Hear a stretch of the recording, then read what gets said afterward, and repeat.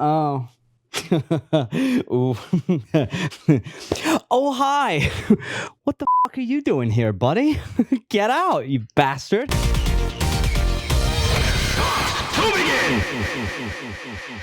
Hey, buddies, as well at the DAGames. Hello, I am in a seat. I am in a couch. I am with Chrissy.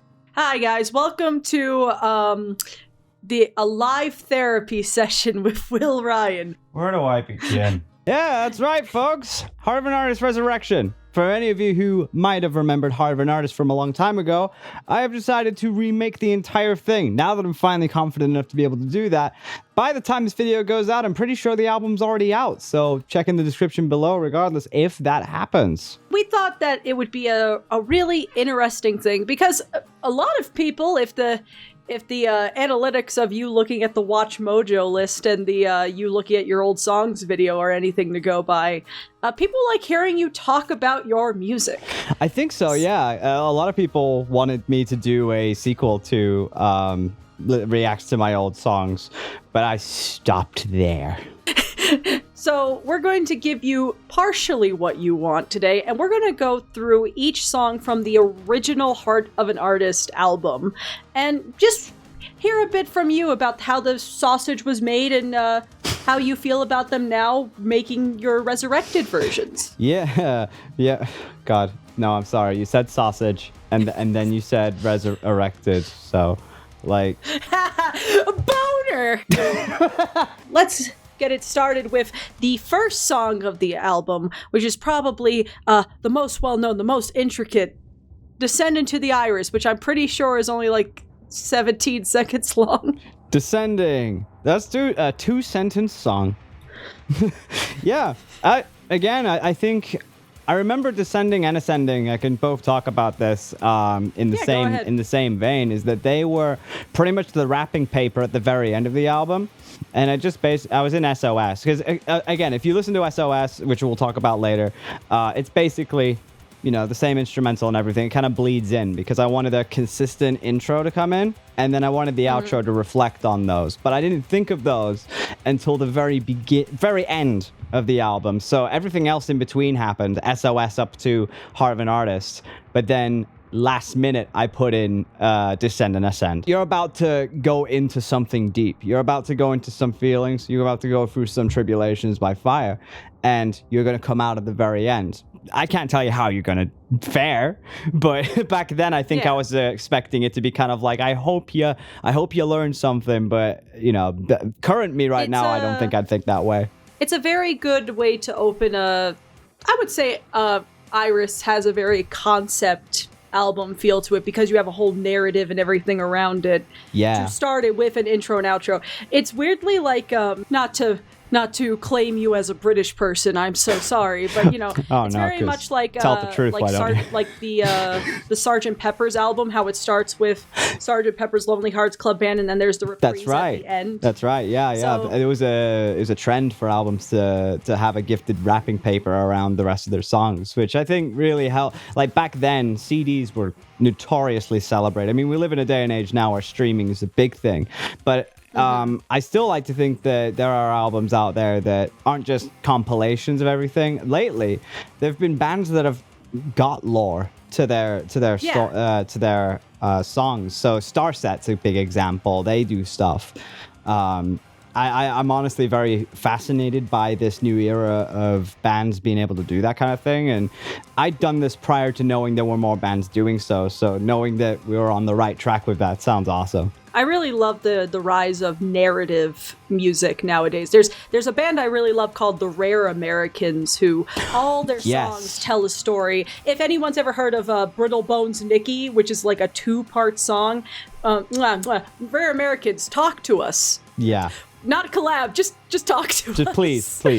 I guess we should move on to the first, real song of the album, which is SOS, which you have released a resurrected version of already. That's right, yeah. I mean, it's all freely available. If the video's out after the album, it's out there. But prior to that, this is the song among 2 other songs that I would always return back to, because if you didn't know, Heart of an Artist Resurrection has been in the works since it's been announced. But every single year, I tried to come back to at least 3 songs that were always very much there as some of my top favorites.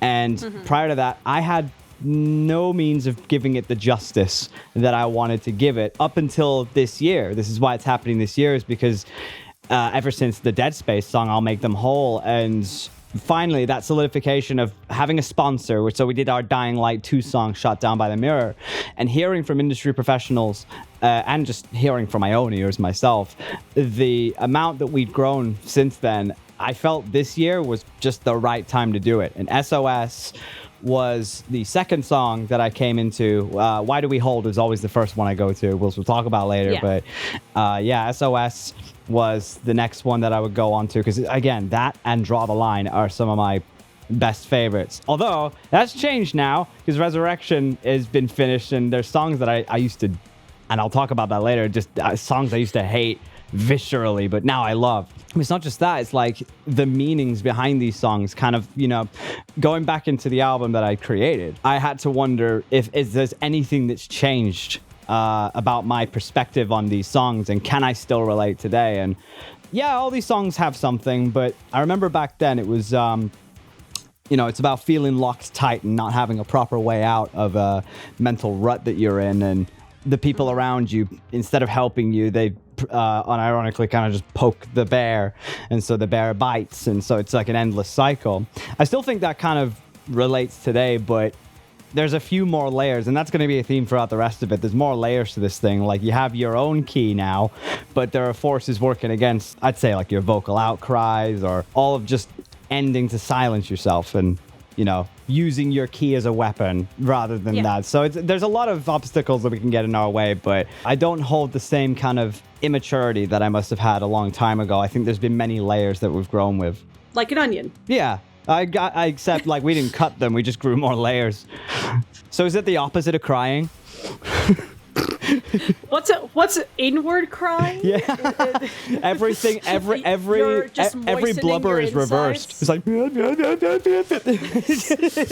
musicality wise, what would you say was like the most interesting thing that has evolved with you with like the resurrected version of SOS compared to this one? Because I personally think the resurrected version is 10 times better than the original, like especially like the drums and stuff, like that breakdown that you have, because I've heard this song so many times on DA radio, the when it's just kind of the drums and you being like, won't you be my I think everything that added on to the original SOS, including the engineering that we've gone through, all the I think my ears had developed a hell of a lot more. I'd gotten used to certain professional sounds. I'd gotten used to programs and learned a lot of science behind frequency bands and dynamics and compression and just everything that I would have wanted in the previous one. And that's, again, the theme going forward with it is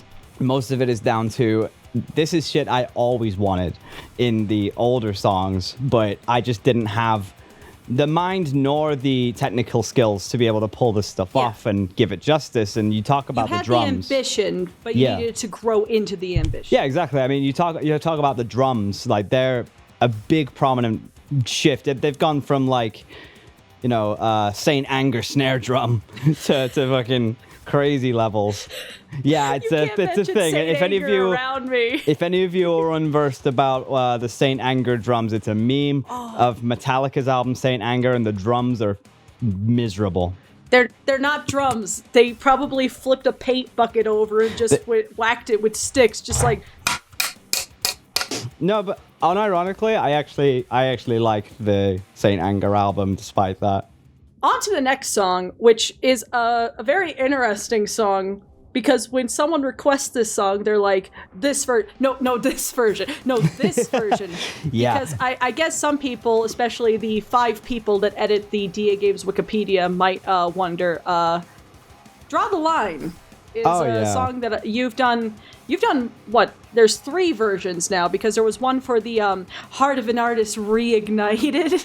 Well, yeah. I mean, by technicality, if we're counting the things that are unreleased, so since 2018 or 2017, that's like 6 to 7 versions of Draw the Line. There's stuff we haven't released, and there's like a couple that we did officially, which were I chose to be transparent about it because I don't know, something in my head was like I want to teach people that the layers and stages of growth, and eventually we'll be able to look back and be able to pinpoint the times of growth where it happened. You'll be able to see the inclines versus declines, you know, a big roller coaster. You get to see that happen live.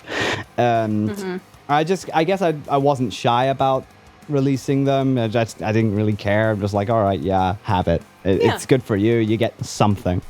And with Draw the Line, yeah, that one, again, was next to Why Do We Hold and Draw the Line. They were the two that always ended up getting the bigger public releases of their singles. They were the tryouts to which I'd eventually turn around and be like, not today, old friend.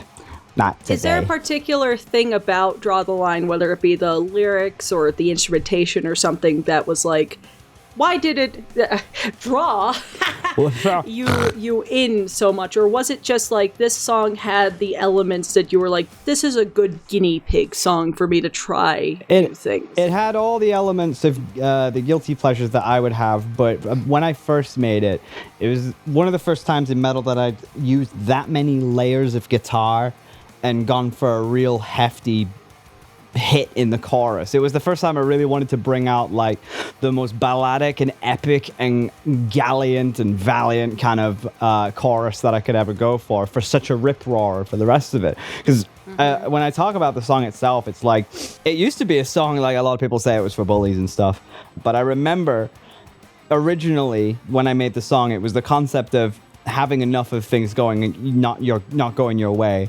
and having to bottle that up and it overflows. So you got to find out where that line is drawn. And I wanted that emphasis of that flowing bottle to come out through a big rip roaring, violent and yet epic kind of song as well. But nowadays, I see it's more like where that line is drawn rather than simply just drawing it. Because back then it would just be like, oh, fuck it, there's the line, and blocking off everything. But I think as I grew with maturity, I think it was important to know where that line is drawn, who it's drawn for, and everything. Because for all the anger that you want to bring out there, is it worth overstepping that line? Is it, you're going to delegate that to the wrong people, etc.? And it's all this knowledge that I put into, especially the feeling of this album. I wanted to reflect on those extra layers of synths that I'd put into it. Again, the theme is everything has layers to it.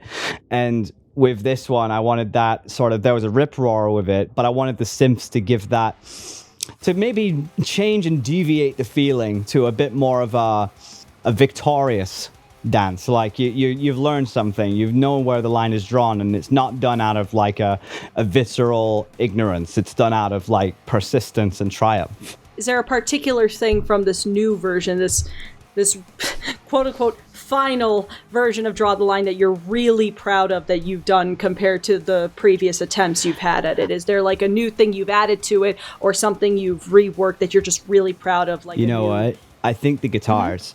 The guitars definitely sound tighter. They sound better executed. And I've learned palm muting melodies nowadays. So like when you hear, there's a difference between da and do. So when you do like I can actually do that now.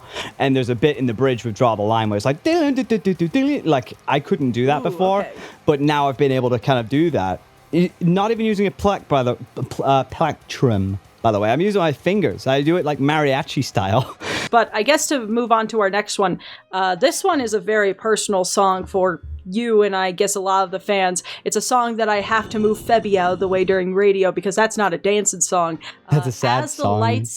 As the lights go out, I feel like you have quite a bit to say about this one. I do, yeah. I remember this was after Draw the Line. I remember when I finished making Draw the Line, it must have correlated with how I felt with my community back then and how close I was, and how I used to be an anxious. I think I still sometimes end up being an anxious wreck, but nowadays I feel a lot more controlled. I feel like I can control myself a hell of a lot more. I've matured with that. But back then, I remember that song came sprung out of nowhere. You can tell because it's just a piano and my voice. I didn't add anything fancy like this one. It just came out of nowhere because it felt like all I tried to do was say something, speak my truth. And it felt like that was either not listened to or just mocked. Yeah, I think back then that's what I felt. But I think nowadays, I feel content enough to be able to like display something else, or it's almost a foreign alien concept to sort of everybody else seeing one thing and then you introduce something new and they're like, this isn't you. This can work in the opposite way. So if you're always known as a sad person and people love you to be sad, and then you're happy and then they're like, I don't like this, they honestly only loved you for being that sad person. It's the same opposite, where it's like if you've always been happy and everybody knows that, then you're suddenly sad. It's like an alien concept for change to be a thing. Which I wanted to reflect this song when I was making it. Several times I tried to do an orchestral version upon reflection because I did feel better.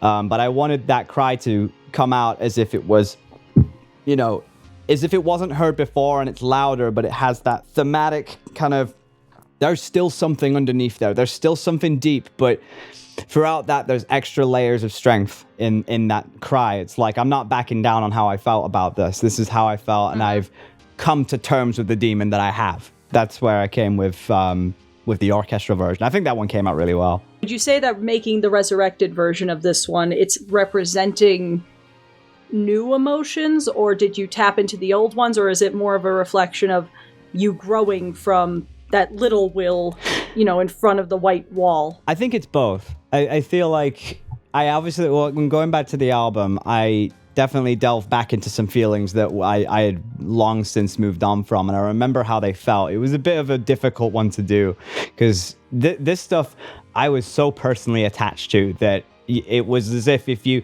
hated that, you hated me back then. But that's not what anybody does. It's just I was so attached to it because it is in essence a stretch of me. And nowadays I don't feel that. I've obviously done my piece. I've learned and grown from it, but I feel like it's, I don't know. Well, just more like, because, you remember your feelings that you had when you made As the Lights Go Out. It's a very personal song about, like, your struggles at the time, feeling like you weren't heard, all that stuff. And now, here you are, years later, like half a decade later, and you're remaking it. It's, would you, and a lot of the string of thought with all of these is that you've grown so much. Is the new song tapping into those old emotions, or is more of a reflection of the person you are now? I'm getting it back now, yeah. It is a reflection of kind of both, because there's that I just spieled over. But yeah, there's a lot of new stuff that I've learned too. There's like all of that I wanted to chime into the song. I wanted it to be embolic and symbolic of that growth. Again, going back to that old cry and giving it that layer is all I ever wanted. And I think this new emotion taps into the disconnect of that. Like, of course, I'm disconnected from that now. I've looked back at that rather than realize that's me, which I think was partway through the process of making this album. I was definitely like, wow, I really, that's what I used to be. And I don't do that quite often. I try to move forward quite often, so much that I forget about like stuff that I'd gone through. But when you do, when you look back and reflect, you're like, how far we've come. And when doing that, I'm like, that's not me anymore. I didn't feel that was me anymore, and I felt like I'd grown from it. So each and every song, when it came to that, depends on the song. Again, like a lot of it, I just added both a mixture of what I remember feeling, but more so the layers that I'd grown from. But this song is very much that song that shows the benchmark of not just you as a musician, but you as a person. Yeah, I think so. That was a very personal one. Well, on to a song that I guess is happier, Kings and Queens, which that one's an interesting one because I feel like of all the songs on Heart of an Artist, a lot of people tend to not associate that one with the album. They associate it very much as its own entity. Yeah. And you know what? The reason why, because I remember before anything came out as Iris Heart of an Artist, it was just DAGames. It was just a random original album just called Heart of an Artist until very, very close to release. I just renamed it and was like, okay, no, this is Iris. This is something. Because that's when the concept of ascending and descending and ascending came from. there was an added story layer to that, which has changed now. Holy shit, it's changed. It's massive now, and different. But this one, it still makes sense to me. Does this one, because it's, you know, the king and queen. It's not about what we wish to be. We're already our own, but there is no hierarchy. Especially when we introspect. For all our faults and struggles, we own those ourselves. And the sooner we see that, the less we can stop beating ourselves down and, you know, spend that time wondering what we can do to change that. We are our own kings and queens at the end of the day. And I think at the core value, that still remains. But this song, I wanted to just, again, like the other ones, emphasize that. There's some songs that I just did not keep the foot off the pedal on. There's some that I stuck very well to my guns, and I'm like, I f***ing meant it.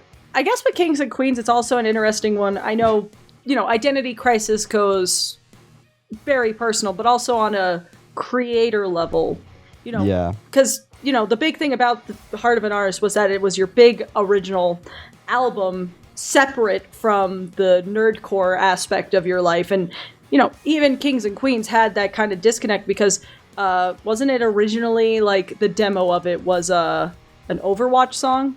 And then you made it into this whole new thing. Like, yeah, at least the feel of the Torbjorn song that I was going to do definitely passed through to Kings and Queens. And like, I think verse-wise, when I was doing the verses, some of the riffs passed onward.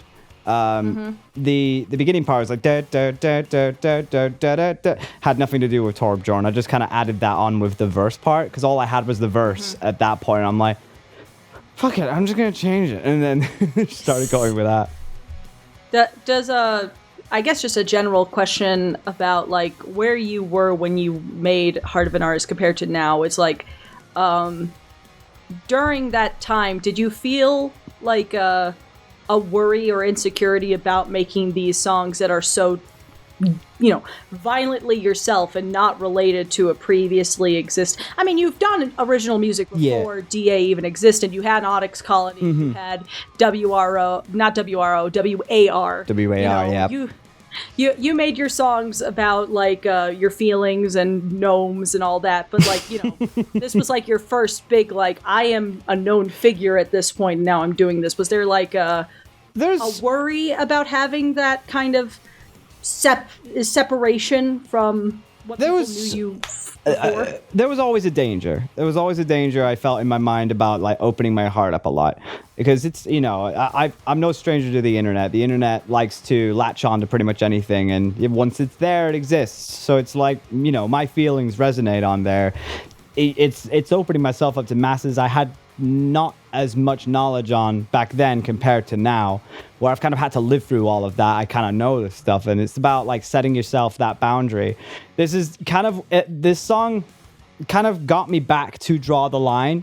As the album kept going on, I kept looking back at the other songs because then they started adding up and making much more sense now that these new layers had a consistency to it. I remember back then I wasn't as afraid, and I don't think I'm quite as afraid today. When you think about, I've always liked art that pushes the medium. It pushes the line. It goes over the line because one way or another, it gets people talking. It gets people discussing things, and I think that's very important to do. Yeah. Whether it might be the wrong thing or it might be the right thing, as long as we, you know, when I make my mediums, I don't like it to come from bias. So I often like to express myself. But I think with this album especially, I do that, but then I go to bed and then I challenge my own thoughts very healthily. I used to be very destructive on it, but now it's like, you know, I've got the balance. Now it's kind of all just out there. And I think I'm not afraid of, that's why I made Biobond. That's why I made, you know, I had a brother die and had his nervous system stripped out and put in a tube and everything. I went for like the eldritch sort of Tolkien monstrosity like Mothahive, and, you know, I brought that medieval factor of Goliath in there. It's grown into something much bigger than I thought it would be, but I digress. So now we reach the halfway point of the album. Why do we hold? And you've said previously in the video so far that this is also one of your songs you return to. It's the first one I always turn to, yeah.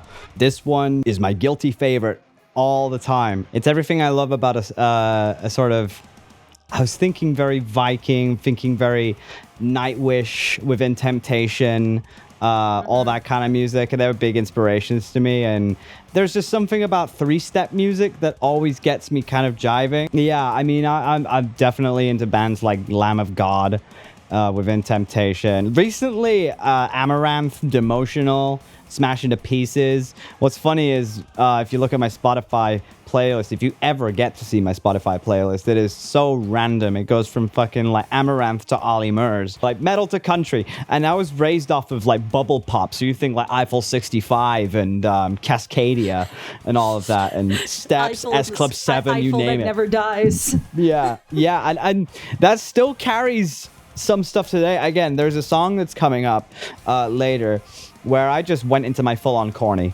Like, I just bring it with me, because it's surprising how you can make corny into stuff like power metal is super corny. Like, you think Dragon Force style stuff and all of that. Like, it's just something that always stuck with me. And it's something a long while ago, I remember hearing these songs and trying to be more violent with it, I guess. I don't know. And it just resulted in... a bit more unhinged. It resulted in something I felt unhinged, but it always felt right. It's one of those melodies where I didn't think I'd be looking back at it and going, this still hits hard for me. Like, as a good way. It's f***ing awesome. Yeah. But I guess, just to ask, so with Why Do We Hold, because it's, so much of your pleasures in music, is there, when you went back to it, to listen to it and be like, okay, what can I improve on and stuff, like you said, it still slaps to you. Like, was there something in there that's still in the original track where you're like, you know what? Good job, baby Will. You got this right. You got potential there, kid. I think the choir in the background was definitely a step up. Because I remember as I was first making it, I felt it was very dry and empty. And then when I got into the choir section, just before I'd finished that song originally, it added space in that box. It filled space in that box.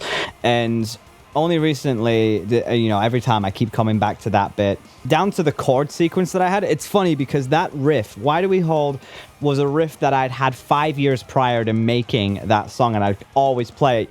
You'd know Chris would always, if I had played a riff over and over again, he'd always be like, you gotta put it in something. You gotta do something with it. It's the same with this. I mean, that's how the Showdown Bandit song got it. Exactly, yeah. I had a riff that I played on acoustic guitar for ages, and then Chris was like, you gotta use that, man. And then that happened. Same thing with this was Why Do We Hold? I've had a bunch of friends that were like, when are you actually gonna use that riff? Because it's so good. So that was one of those. It's just I'm very proud of my past writing skills, because if not for the fact that its execution was very flat, at least there was something there. And I think this album, this Resurrection, it further told me that I was onto the right idea previously. I just needed it. You're realizing your potential. Yeah, I had all the ideas there, and realizing that all it needed was just to cook longer was really telling. As soon as I finished Why Do We Hold, I'm like, this really needed time to cook, but holy fuck did it have something before, which is why I think people will appreciate like going back. I hear it all the time. They go back to the old album in celebration of it, just so they can look back and be like, yeah, it was all there.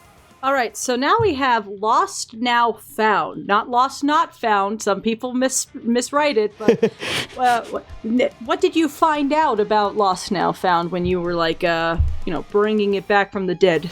Well, funny, like Lost Now Found pertained to like, I think back then I was talking about love. That I remember I'd gone through several traumatic experiences relationship-wise, and I think this song reflected on a moment in time where I'd finally found what it felt like to love again. That was back then, but I think now it's less about people, because I've got those people in my life. I've had them for a while, but it's about things now. So if anybody knows and has been following my Instagram, and even from the beginning of this video, you saw me with the Necron datasheet, the codex. I've been into Warhammer 40k a lot, especially at the beginning of the year. Yeah, and I was learning about hyperfixation for the first time, because I'd never been, from being a child, I was never allowed a hyperfixation. My parents would always push me to do something else, something new, something different all the time, which I think it benefited one way or another, but I finally got to know what it felt like to sit down with a hyperfixation, and just every day it's always on my mind, and I don't stop painting things. I just spent £700 on more figurines today. Oh, God. It's an expensive hobby if anybody's wanting to get into it, but be prepared for your wallets to burn. If you thought the DA online shop was expensive, wait until you see Games Workshop. I think we've lost now found, though, because again, back then it was more about finding what love felt like, but I felt love for so long that it's much more about fixation. And I discovered, because in fact, oh my God, I actually wrote it here as I was writing it down. I do little diaries before I go to sleep. But I actually wrote something pretty cool. But I drew the line. I understood why I hold on to the best things. I discovered how to protect my own king and queen. So there's no need to feel what I felt anymore. I lost what it meant to love something and found it again, which is that fixation. Aw, that's actually really sweet. As I was going back to because as it kept going, I'm like, oh my God, this is explaining all this. But here comes my favorite song, which I remember when I told you that one was my favorite from the original album, you were like, that one? Mm-hmm. Too Dangerous. Yes, Too Dangerous. I'm starting to see why. Again, like the songs on here that I just did not like. But now with their new vamped stuff, again, it was all execution. I think I wrote something here. It says, one used to be about the ones closest to us being dangerous. Like, you never know, like, what some of our best friends could turn around one day and do crazy shit. It's like, that's what it was back then. And I think, it partially still rings today. It's not like it just goes away, but I'd like to think we've got our communities in check. But I think now it's more about, like, I know those people and can more or less get rid of them if I need to. I'm fine with that. But this feels more like we love making us, the things we love make us lose sight of what could be happening around us. So it's, again, the bounce off from finding love in Warhammer. There is another part of it which is like, well, I don't want to spend too long in this because I might forget every other thing that I hold close to me, which has been a problem in my life. So I've always been worried about that. So I think the message still rings. It's like, it's the things that we love the most might be the most dangerous things to us. But it's, again, less about people. It's about things now. Because my life has changed for the better. This album just only reiterated that I have the right people around me I consider family and friends. So I've bonded with that so much that this is just a reflection. I feel much better now, and all the layers are there. And I feel like those layers resemble an homage to my family and friends and myself and the growth. But it is much more about the things now. Would you say that Too Dangerous gets the most improved award out of all the songs, or have we already gotten to that one, or will get to that one? We haven't gotten to. It's hard to say because I think the same thing still rings. Is like, you can't make me choose between my babies. It's like, it's always difficult to choose between your babies. You can tell which one you hate, but you can't tell which one you love. Was Too Dangerous your least favorite baby of the album? No, actually, that's not up there yet. Some of the parts that I realized people loved about that, especially like the ending breakdown where it's like, I cannot run, like that bit going. I remember, like, obviously, I was young, so my vocal range wasn't exactly, like, ready to be beefy and all of that. But these days, I reached a level of mature tone that graveled down and really delved deep. Your second pair of testicles finally so it started less being about, I cannot, and I cannot, like, going down there. Felt very emotional, and getting to do that with the vibrato going on as well. It's something I wasn't able to do before, but now it's, all of it sounds so much better now. Mwah. Yeah. Well, there you go. Now, this next one, I don't know if I would call it a song, more like a performance piece. Castle That Never Dies, and I guess you could talk about the new song, We Set the Roof on Fire. The castle that always burns. Yeah. What stimulated you to do this one? Because I feel like this is a very big... Castle That Never Dies is a very big indicator of the types of things that you would do later on, like Story of Valhalla or the transmissions and all this stuff. I think if I remember, this was me exploring a way of, like, having a personal vent in the form of a fiction. It was all the stepping stones to get to where I am today with the immaturity inclined. Like, I remember it was weird because now, obviously, with Resurrection, the story doesn't exist anymore. It's now just an interlude where the lyric is, "We, the colony that live, will not be defied, for we are the castle never dies."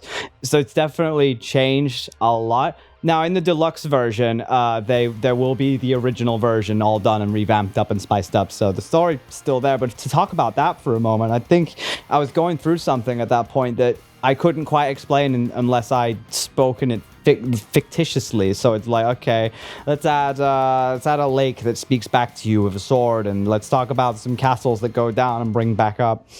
And it wasn't too deep, but I just remember taking the feelings that I had and trying to make sense of it myself, where I didn't know if I could make sense of it. So I just started writing it down, and there we go. I mean, that makes sense. I mean, a lot of people, when they have feelings that are hard to actualize and everything, and you don't know how to talk about them, whether it be like, it's just so much, you don't realize the gravity consciously, like you realize it subconsciously, or like there is some kind of mental blockage because if you talk about it matter-of-factly, then it becomes real.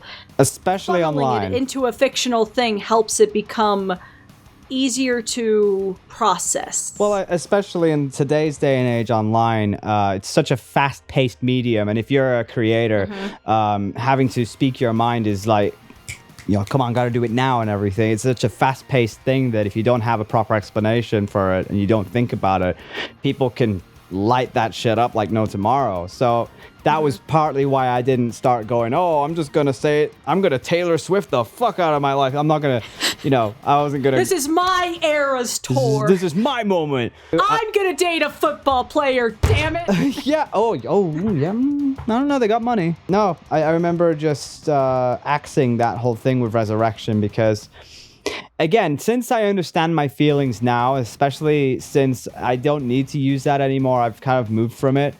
I felt like the castle never dies definitely changed its meaning from that to this castle has had rocks thrown on it a lot and it's still standing.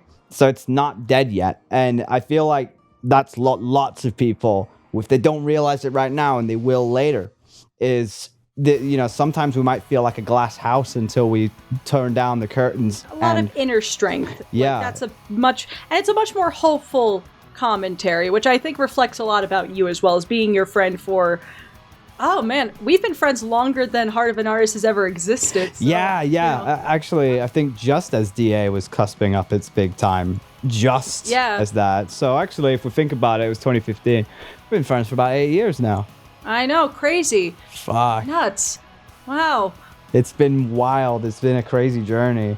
But I think just, again, also, it's just because I remember I hear my community talking, and Castle That Never Dies was always a skippable thing. It also ruined the theme of the flow of an organic listen to the album. So that's why I also turned it into an interlude, because now it kind of makes Castle That Burns and You're Just Making Us Stronger really blend well.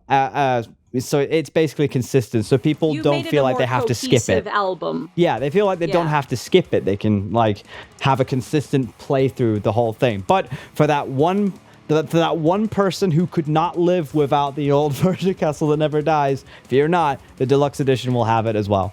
But I guess we are interluding into You're Just Making Us Stronger.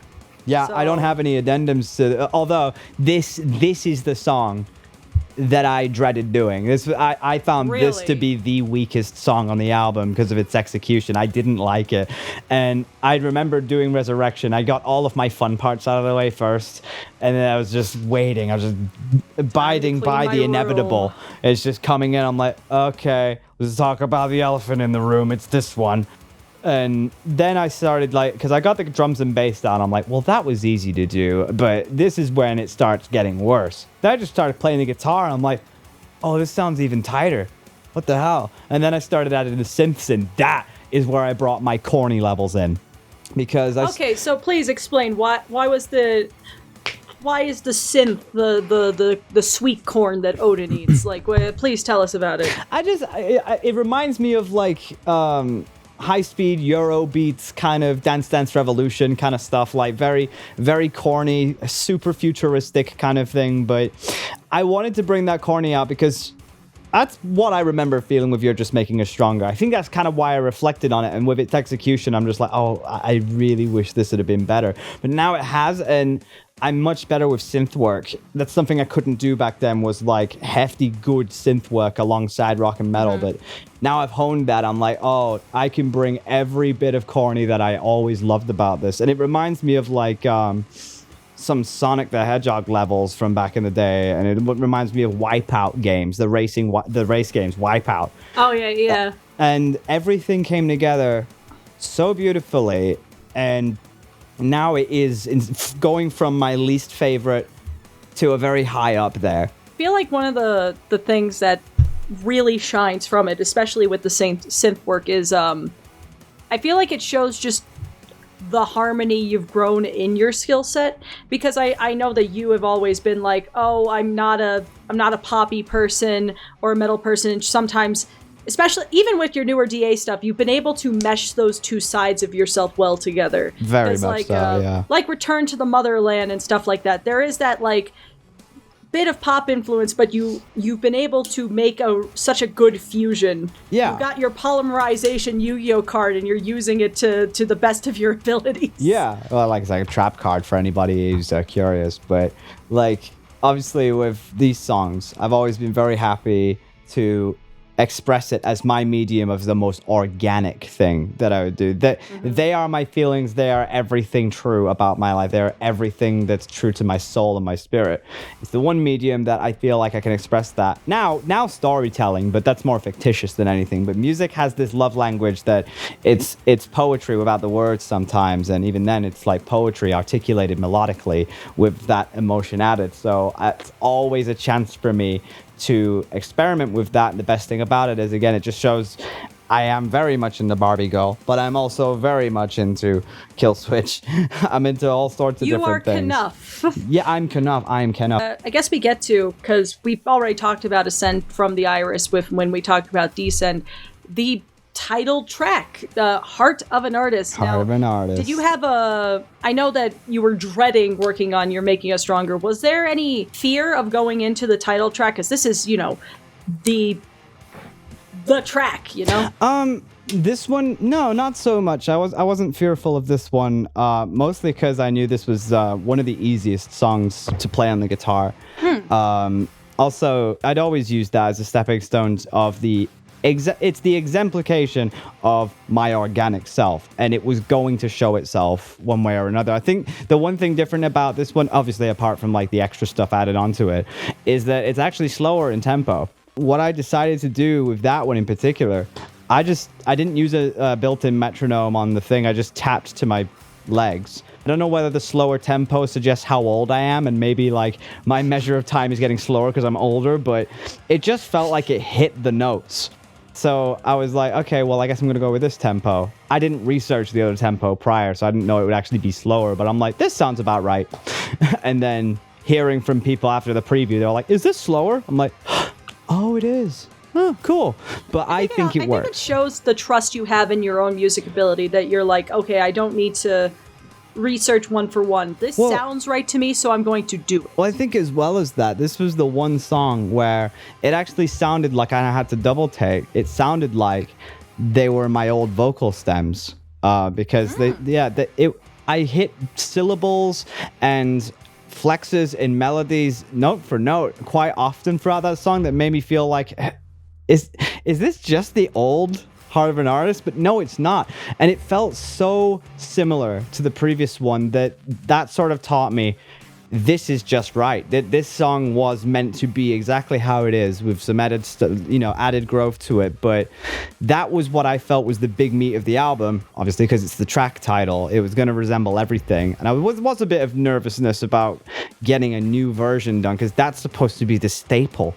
And you don't mess up the staple, because that can flood everything else. But I genuinely feel like this version really homages the old one in the best way it can, as well as adding some, like, especially new techniques in there. And the message still stands. Is there a new technique you added that you're like really proud of, that you're like, oh, this is the pepper on top, yum yum yum?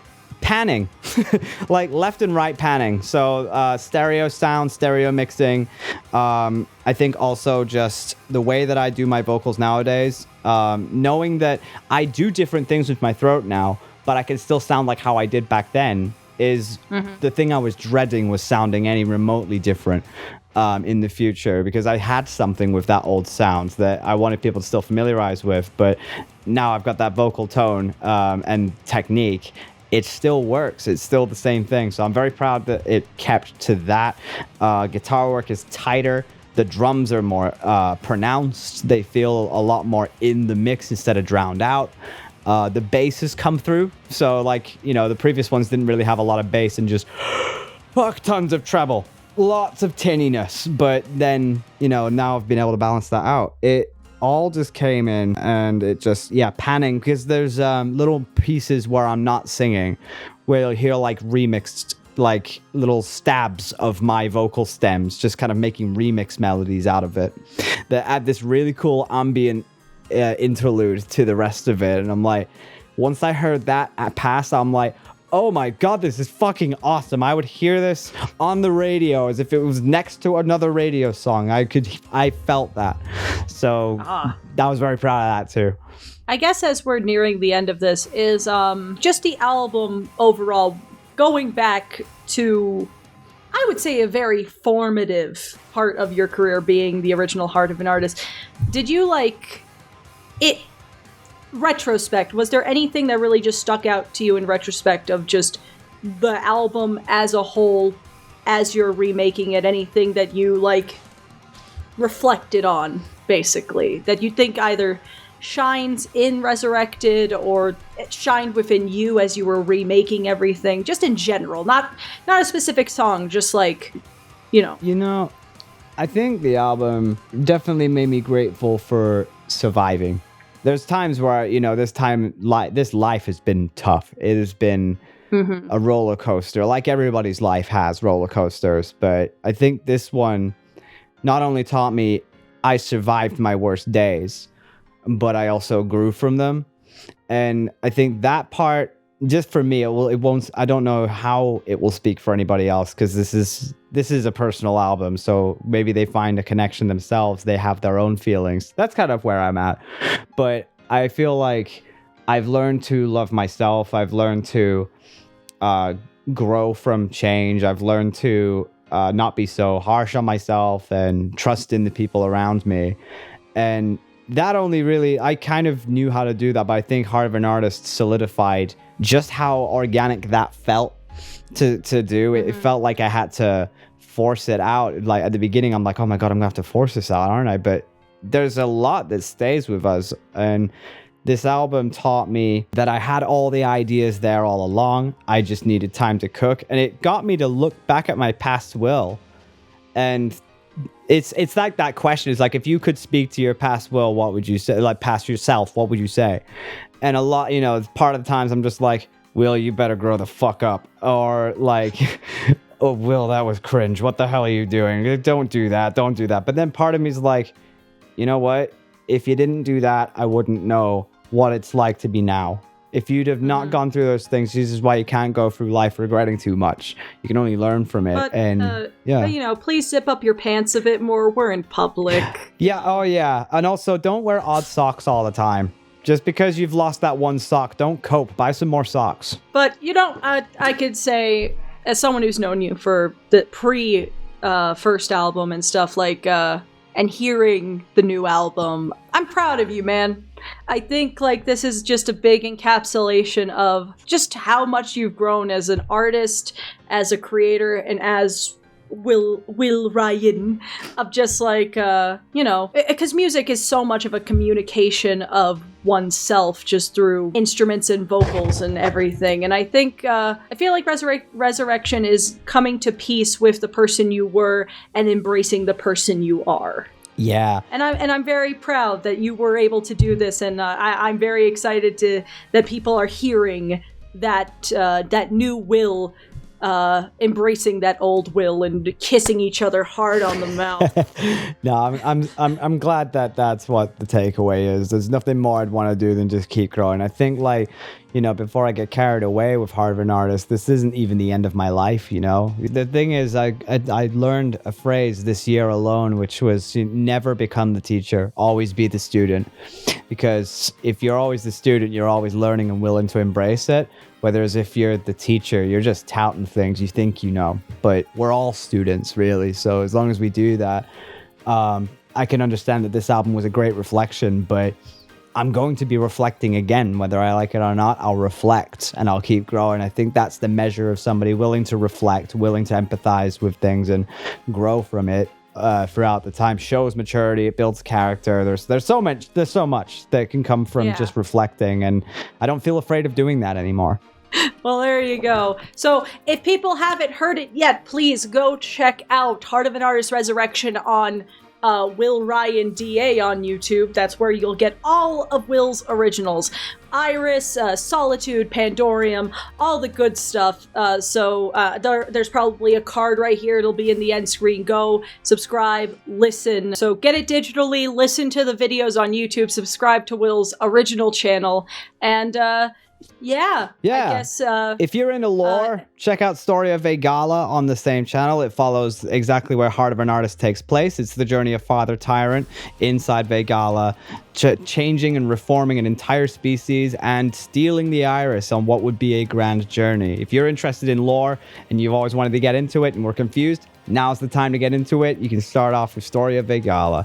We'll link a playlist below of all the chapters and everything. And listen to DA Radio every weekend here on DAGames. I host it. We can listen to Vegala together. You'll probably hear You're Mine at least twice. Now I'm just picturing between chapter, especially the Castle That Burns chapter. Just like after that, it's just, I am bald. Like death, doom, destruction. God.